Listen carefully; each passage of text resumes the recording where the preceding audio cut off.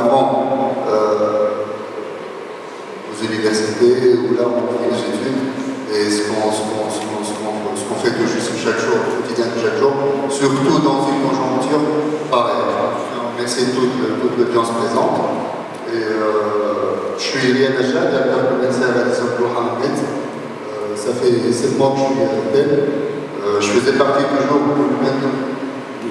du tourisme d'affaires, tourisme nice, Béni et tout ça, sur le Grand Tunis. Je suis commencé par le challenge qui m'a poussé à changer pour une destination balnéaire, malgré que j'étais bien sur le marché d'affaires du maïs. L'objectif c'était de convertir un hôtel balnéaire avec toutes les composantes et les difficultés qu'il y a dans une telle conjoncture, dans un hôtel plutôt maïs et surtout pour la basse saison. Comme Madame l'a signalé, là, partout dans le monde, ou spécialement en Tunisie, 30% du chiffre d'affaires ou de l'occupation, elle est faite grâce au créneau corporel de maïs. Donc c'était l'objectif au début.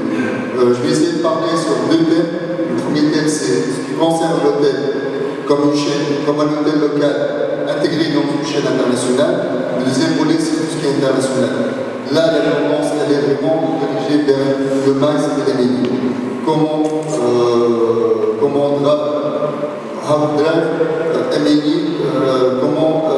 intégrer cette composante dans la culture de l'entreprise, de l'hôtel. Je ne vous cache pas, vous savez très bien que depuis la Révolution, les composantes de l'hôtellerie ont totalement changé. Les restrictions sur le niveau international, les interdictions de vol, tout ce qui va avec, nous a vraiment fait souffrir. Et c'est devenu une question de survie plus qu'autre chose.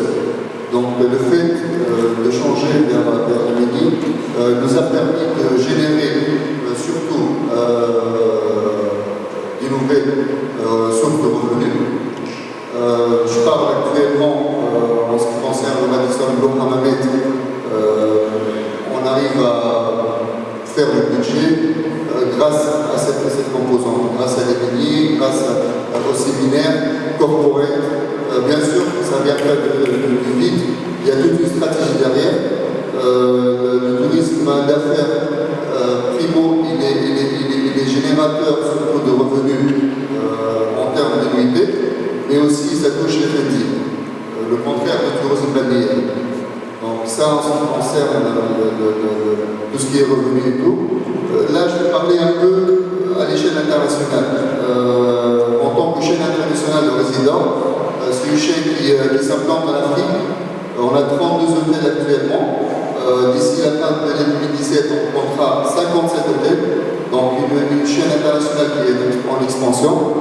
Et c'est très évident que la conjoncture sur l'Afrique, elle n'est pas seulement sur la Tunisie. Le changement au niveau de la segmentation en ce qui concerne les segmentations intègres de l'hôtel, on parle plus de l'échelle internationale, plutôt de l'échelle local market. On parle plus il faut faire avec, il faut en faire en sorte maximiser et optimiser les revenus.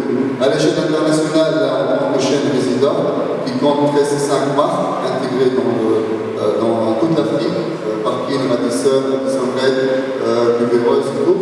Là, la tendance parmi le premier, on a eu une réunion dernièrement à Marrakech, et le premier point à discuter, c'est les menus. Maïs, meeting and demand. Comment générer des revenus. Là, on ne parle plus d'industrie en termes de menus, on parle d'experience meeting. Chaque événement a une expérience spéciale.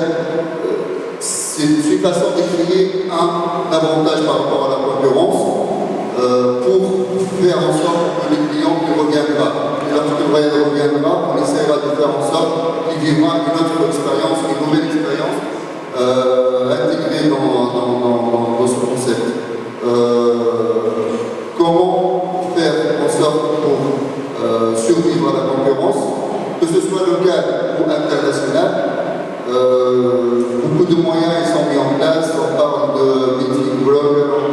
du logiciel spécifique pour les pays, parce que vraiment c'est le vecteur primordial pour nous.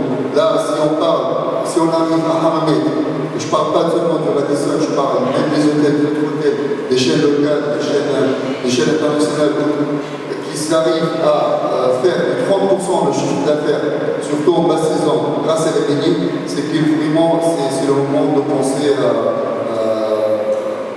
à favoriser ce segment qui est pour moi, c'est pas les Russes, c'est le segment mini qui est en train de faire survivre les hôtels sur Hammamet, aussi bien évidemment sur les autres destinations, sur les autres parties de la Tunisie.